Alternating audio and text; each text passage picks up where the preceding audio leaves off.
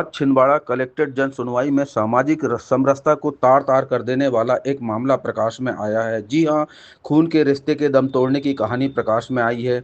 तामिया के जमुनिया ग्राम निवासी गया पटेल ने कलेक्ट्रेट कार्यालय जन सुनवाई में पहुंचकर कलेक्टर से गुहार लगाई कि साहब, मैं 4 साल से न्याय के लिए दर दर भटक रहा हूं, लेकिन मेरी कहीं सुनवाई नहीं हो रही है। पीड़ित ने बताया कि उनके बेटे बिमल ने न सिर्फ मुझे घर से निकाल दिया, बल्कि उनकी मृत्यु के गंगा पूजन कार्ड छपवाकर स्वयं का मुंडन करके परिवार में समाज में बांट दिया है, जबकि मैं जिंदा हूं। यह आपसी पारिवारिक कलह है, किसी प्रकार का कोई षड्यंत्र। निष्पक्ष जांच के बाद ही मामले से पर्दा हट पाएगा। हालांकि इस संबंध में जब हमने पीड़ित गया प्रसाद के पुत्र बिमल पटेल से मोबाइल पर चर्चा की तो उनका कहना था कि मेरे पिताजी द्वारा लगाए जा रहे सारे आरोप निराधार है। मेरे पिताजी 2022 से मेरे बड़े भाई के साथ उत्तर प्रदेश में निवास कर रहे हैं। पूर्व में परिवार में झगड़ा करते रहे हैं, माता के साथ मारपीट करते रहे हैं। यह मामला माननीय हाईकोर्ट में चल रहा है।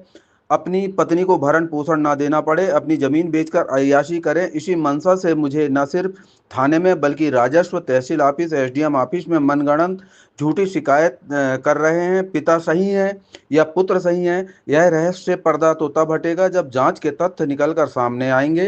हालांकि इस मामले में लोगों का कहना है कि पिता पुत्र जैसे पवित्र रिश्ते में ऐसे आरोप प्रत्यारोप जैसे संगीन मामले सामने आ रहे हैं, वह न सिर्फ परिवार के लिए बल्कि समाज के लिए भी अशुभ संकेत ही माने जा सकते हैं। सरकार सुशासन के लिए कलेक्टर महोदय के माध्यम से जन सुनवाई जैसी पहल की गई है, जिनमें पीड़ितों का, शोषितों का न्याय मिल सके। जन सुनवाई में हमेशा प्रति सप्ताह कई मामले आते हैं, कई अजीबोगरीब मामले आते हैं, लेकिन आज छिंदवाड़ा जन सुनवाई में खून के रिश्ते को तार तार कर देने वाला मामला सामने आया है। हमारे साथ में हैं गया पटेल जी, जमुनिया तामिया के रहने वाले हैं। इन्होंने बताया कि 2020 में मेरा एक्सीडेंट हो गया था, मुझे चलना फिरना नहीं बन रहा था। 1 साल तक मैं घर में लावारिस स्थिति में पड़ा रहा। उस बीच इनके पुत्र ने इन्हें घर से भगा दिया। बड़े बेटा जो इलाहाबाद में ड्यूटी करते हैं, उनके पास चले गए, लेकिन इनकी ज़मीन हड़पने के लिए, इनकी जायदाद पे हक जताने के लिए इस कलयुगी पुत्र ने न सिर्फ इन्हें मृत घोषित कर दिया, बल्कि गंगा पूजन के कार्ड भी छपवा दिया, लोगों को बता भी दिया और पूरे दस्तावेज उपस्थित करके उनकी ज़मीन हड़पने की कोशिश की गई, जिसके लिए गया पटेल 4 साल से न्याय की गुहार लगा रहे हैं, आवेदन निवेदन कर रहे हैं कलेक्टर महोदय के पास में, तहसीलदार के पास में, स्थानीय स्तर पर थाने में, लेकिन आज तक कोई सुनवाई नहीं हुई। आज भी 4 साल बाद ये न्याय की गुहार लेकर छिंदवाड़ा कलेक्ट्रेट जन सुनवाई में पहुंचे हैं। बताइए पूरा घटनाक्रम क्या है?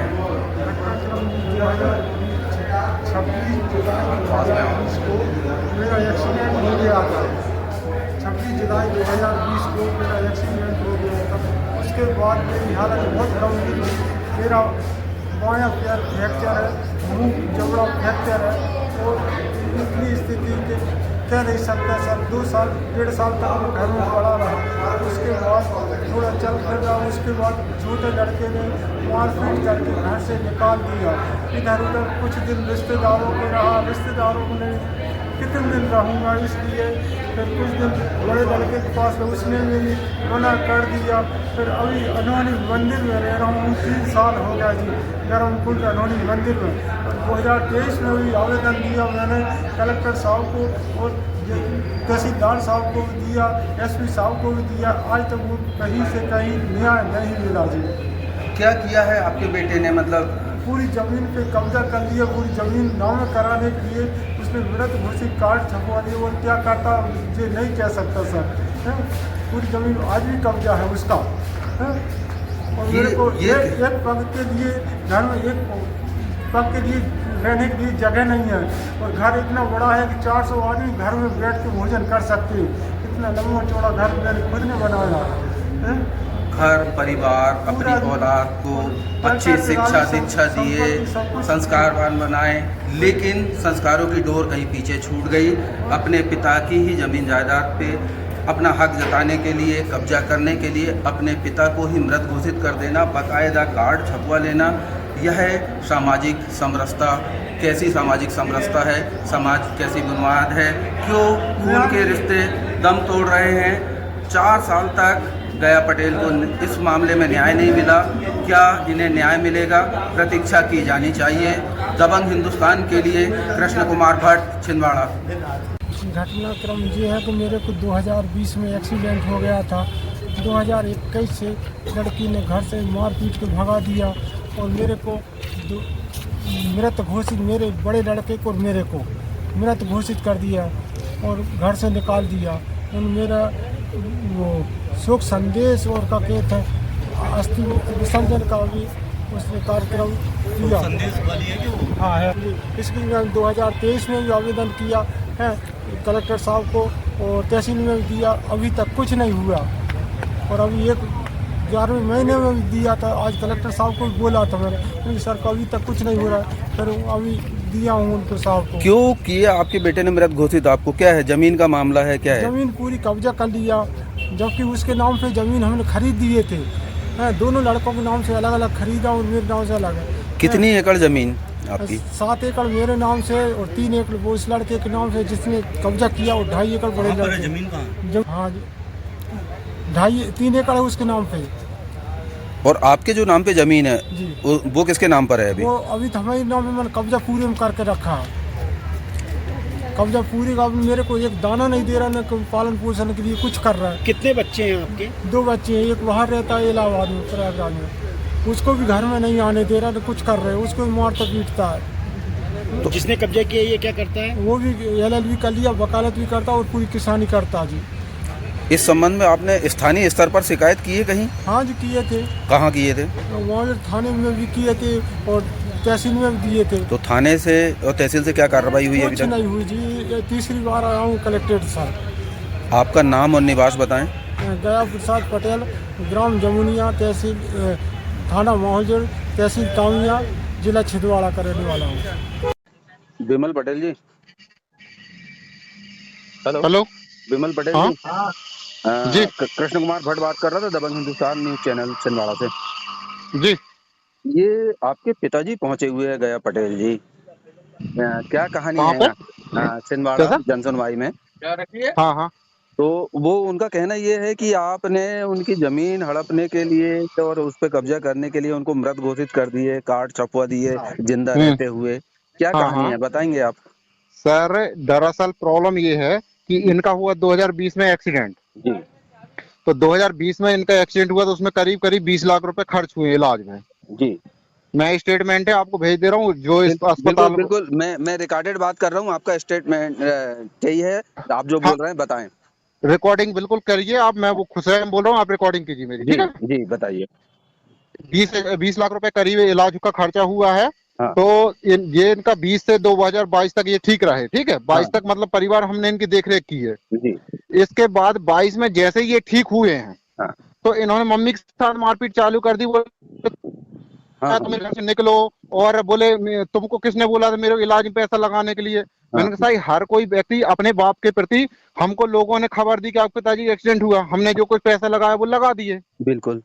अब इलाज करा दी, हमारी थोड़ी ना गलती है सर, हमने इलाज में पैसा लगाया। हमको लोगों ने बोला कि रिश्तेदारों ने कि अपना बाप है, बच जाएगा, आगे काम पड़ेगा। बिल्कुल मतलब बाप को जिंदा जरूरी। अब भाई मैंने पैसे लगा, गलती करी। अब जो लोगों से पैसे लिए मैंने, हाँ। वो व्यक्ति मेरे से बोल रहे हैं भाई पैसा दो। आज हाँ। करीब 10 लाख रुपए मेरा उधार है, दूसरे लोग मेरे से मांग रहे हैं जी। पैसा। अब मैंने इनसे बोला 22 में, मैंने ये मम्मी की मारपीट कर रहे थे, मम्मी को मार रहे थे, बोले निकलो यहाँ से मेरे घर से। तो मैंने इनसे कहा, मैंने कहा आप मारपीट मत करो, मैं सरकारी, मैं उस समय पे SBI में जॉब कर रहा था प्राइवेट में। बिल्कुल। तो मेरे को मिल रहा था 16,000 रुपए तनख्वाह। तो मैंने कहा भाई मैं 16,000 कमाऊंगा 1 महीने में। मेरे भाई की नौकरी लगी गवर्नमेंट वहां पे, कहाँ, उत्तर प्रदेश प्रयागराज में। जी। तो उसको मिलना है करीब 80,000 रुपए महीने का। जी। तो मैंने कहा भाई मैं जहाँ पे 16,000 रुपए महीने कमाऊंगा, मैं 5 महीने में कमाऊंगा, जब जाके मेरे को 80,000 मिलेंगे। हाँ बिल्कुल। और आपको 1 महीने में 80,000 मिलेंगे। तो हम लोगों ने चर्चा करके हमने ये डिसाइड किया कि बड़ा भाई पिताजी को लेके चला जाएगा, ये क्योंकि मम्मी पापा दोनों की झगड़ा हो रहा था। हाँ। तो मेरे को झगड़ा शांत करना था। बिल्कुल। तो हम लोगों ने डिसाइड किया कि बड़े भाई पापा जी को लेके चले जाएं उत्तर प्रदेश में, और वहीं रखेंगे, और मैं गांव में रहूंगा, खेती बाड़ी करूंगा, और जो कर्जा है वो ले देंगे हम, धीरे धीरे कर खेती बाड़ी चुका देंगे। जी। तो ये हमने डिसाइड किया। अब ये राजी खुशी सब बात हो गई, ये चले गए अच्छे प्यार हंसी खुशी से गए, कोई दिक्कत नहीं। इन्होंने 20 तारीख को जाके थाने में रिपोर्ट दर्ज करा दी, बोले विमल पटेल ने मेरे साथ मारपीट की है, जबकि ना कोई मारपीट हुई ना कुछ हुई। सिर्फ मैंने इतना बोला कि पापा जी जो कर्ज है मेरे को वो चुकाना है, तो अपन एक काम करते हैं, ट्रैक्टर है, ट्रैक्टर को रिफाइनेंस करवा देता हूँ, तो लोगों का कुछ कर्ज तो कम हो जाएगा, अपन धीरे धीरे किस्त पटा देंगे। तो इन्होंने देने से मना कर दिया और कर्ज भी देने से मना कर दिया। मैंने कहा ठीक है, आप एक काम करो, भाई से मैंने बोला आप पापा जी को लेके उत्तर प्रदेश चले जाओ और मैं यहाँ खेती बाड़ी करके धीरे धीरे करके चुका दूंगा, जैसा भी बनेगा, और आपसे जो बनेगा वो आप सहयोग कर देना आर्थिक। बिल्कुल। तो इन्होंने ठीक बोला और ये चले गए। और 20 तारीख को इन्होंने थाने में जाकर रिपोर्ट दर्ज करा दी, मालवीय थाने में, इन्होंने मेरी मारपीट की, जबकि वो गवाह भी झूठे, गवाह ने बोले कि भाई तुम्हारे साथ कोई मारपीट नहीं की, जब हम घर पे ही नहीं थे, हमारे मारपीट में नाम क्यों लिखवाए। वो कोर्ट में वो बेचारे उन्होंने बोला कि साहब हम घर पे नहीं थे, इन्होंने हमारा नाम झूठा लिखवाया गवाह में। अब इसके बाद ये हो गई एक घटना। इसके बाद हमने जैसे ही 26 तारीख को मेरे पता चला, मैंने कहा सर टीआई साहब से बोला, एसआई साहब से बोला, मैंने कहा सर हमने मारपीट ही नहीं की, अच्छी राजी खुशी गए हैं, और मैंने इनको बोला भी, मम्मी को बोला मैं शाम को इनको खाना बना देना चले जाएंगे।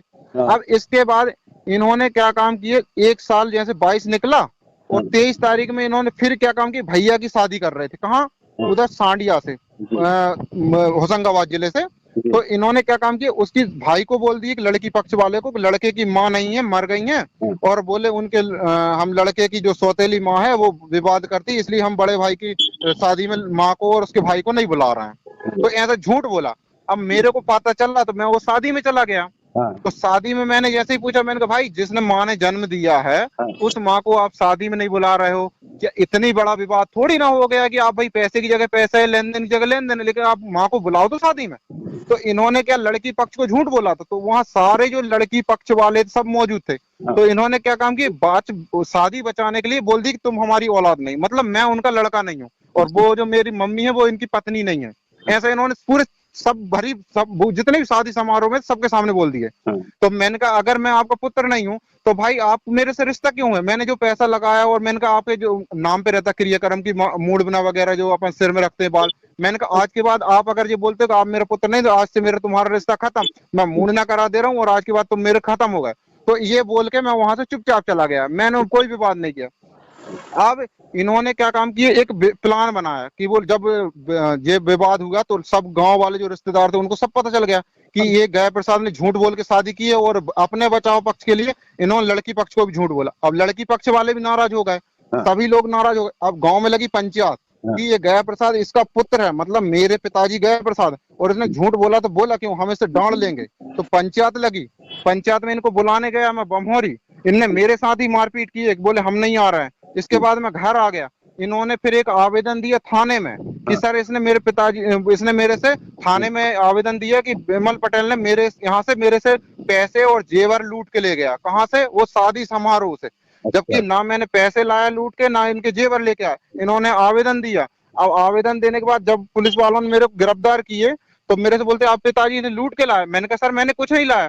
और जब मैंने एफआईआर कॉपी देखी तो उसमें पैसे और जेवर का कोई जिक्र ही नहीं है, उसमें गाड़ी की लूट लिखा दी, वही गाड़ी जो 2020 से एक्सीडेंट के समय पे मेरे घर पे थी, उसी गाड़ी की लूट लिखा दी इन्होंने। और फर्जी केस बना के, और जो क्या मालूम इन्होंने कार्ड मार्ड छपवाए, क्या छपवाए, वो पुलिस के ड्राइवर ने मेरे घर पे रखा, मतलब मेरे सामने आके रखा, और मेरे से बोलते ये आपसे जब्ती हुआ है।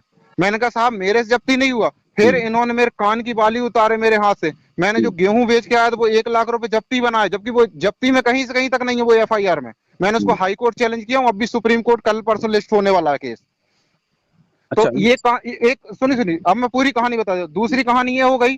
अब इसके बाद फिर तीसरी कहानी, जब मैंने उस केस को हाई कोर्ट चैलेंज किया ना, हाई कोर्ट से जैसे ही नोटिस आया किसके पास, पिताजी के पास, कि आपको हाई कोर्ट बुलाएं, इन्होंने तीसरी नई एफआईआर कर दी मारपीट की, वो भी फर्जी, जबकि मैं जमुनिया में नहीं था, मेरे दोनों हाथ फ्रैक्चर थे। मैंने वो नोटिस दे के आया जो हाई कोर्ट में केस लगा, उसका नोटिस पालन करके और हाई कोर्ट फाइल करके मैं घर लौट रहा था। मैं एक गाय से टकराया था, कहाँ, मटकुली के पास, तो मेरे दोनों हाथ फ्रैक्चर हो गए थे, मतलब चोट आ गई थी, तो मेरे प्लास्टर चढ़ा हुआ था। और ये बोलते हैं विमल ने मेरे साथ मारपीट। 8 दिन पहले मेरे हाथ में प्लास्टर चढ़ा हुआ, जो कि मेरे कम से कम 15 दिन का बेड रेस्ट था छिंदवाड़ा अस्पताल में। आज ही मेरे पास मेडिकल रिपोर्ट है। तो ये बताइए मैं इनके साथ मारपीट कैसे कर सकता हूँ। और ये बोलते हैं विमल ने मेरे साथ मारपीट की। 3 रिपोर्टें झूठी करके रखे हैं सर इन्होंने। और आप चलिए ये मतलब अच्छी बात। आप ये बताएं, चलिए ये पारिवारिक विवाद कल है आपसे, मतलब आपने बताया, पिताजी ने बताया, जी। लेकिन ये चीजें कार्ड छपवा देना गंगा पूजा का, ये सर मुंडन मैंने नहीं करवा किया, के, नहीं नहीं नहीं नहीं, हाँ मुंडन भर कराया मैंने मुंडन कराया, कार्ड मैंने नहीं छापा। मैंने खुद इनके सामने बोला था, मैंने कहा ये बाल मैं मुड़वा दे रहा हूँ और आज के बाद अपना रिश्ता खत्म हो गया, तो मैंने खुद बोला। ये जो कार्ड आवेदन में शिकायत के साथ में जो आपके द्वारा छपवाया गया, जो पिताजी जिसकी नहीं, शिकायत कर रहे हैं, अरे ये पिताजी ने छपवाया कि पुलिस ने छपवाया ये मेरे को पता नहीं है। इन्होंने सिर्फ मेरे वहां पे घर पे ला के रखे हैं, मेरे को फंसाने के लिए रखे हुए हैं वो कार्ड, और ये खुद ने छपवाए। और जबकि एक कहानी ये बताऊं, इन्होंने मम्मी को मृत घोषित करके, मम्मी के नाम की 5 एकड़ प्रॉपर्टी थी जो हाँ। नाना जी ने खरीद के लिए थे, इन्होंने उसको मम्मी को मृत घोषित करके उनकी प्रॉपर्टी तक हथिया ली। मैंने तो इनकी प्रॉपर्टी नहीं हथियाई, लेकिन इन्होंने तो उसको रिकॉर्ड में नाम पे करवा दी, मेरे नाम पे करा दी और भैया के नाम से करा दी फर्जी तरीके से।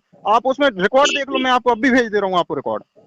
मम्मी चलिए के नाम की अच्छा, प्रॉपर्टी इन्होंने 420 कराई है, और उसकी केस में अभी तामिया में न्यायालय में, अभी तामिया कोर्ट में तहसीलदार साहब जांच कर रहे हैं और कलेक्टर साहब को लेटर भी है, उसमें जांच होगी। ये 420 मंदिर होंगे और इन्होंने मेरे नाम से 80,000 का लोन लिया बिना मेरी अनुमति के, मेरे आधार कार्ड पे, और मेरा कनेक्शन इन्होंने खुद भाई के नाम पे कराया 420 करके। अगर मैं इनकी रिपोर्ट करने जाऊं ना, 3 रिपोर्ट है 420 की हुई, इन्होंने खुद 420 मंदिर होंगे अब भी। चलिए विमल पटेल जी, आपने पूरा घटनाक्रम बताया। जी एक एक लाइन में मुझे बताइए, जो आपके पिताजी आप पर आरोप लगा रहे हैं कि उनका कार्ड छपवा लिया आपने, मृत्यु होने का, गंगा पूजन का, और जी मुंडन करवा लिए, जो उनकी जमीन हड़पने के लिए, ये जो जी सारे एलिगेशन आप पर लगाए जा रहे हैं, इस बारे में हाँ, एक लाइन में आप 60 में बताएं, क्या कहना चाहते हैं आप? मेरा कहना यह है, ना तो मैंने इनका गंगा पूजन किया और ना मैंने कोई कार्ड छपवाए और ना ही ऐसी कोई वाकया हुई है। हाँ ये जरूर है कि उस दिन जब इन्होंने बोला था कि आप मेरे पुत्र नहीं हो, तो उस दिन मैंने मुंडन जरूर कराया था, लेकिन मैंने किसी प्रकार का कोई कार्ड नहीं छपवाया। चलिए आपका नाम और स्थान, गांव का नाम बताएं। जी, आपका नाम और ग्राम का नाम बताएं। मेरा नाम विमल पटेल, ग्राम। जमुनिया। ओके विमल पटेल जी, दबंग हिंदुस्तान में बातचीत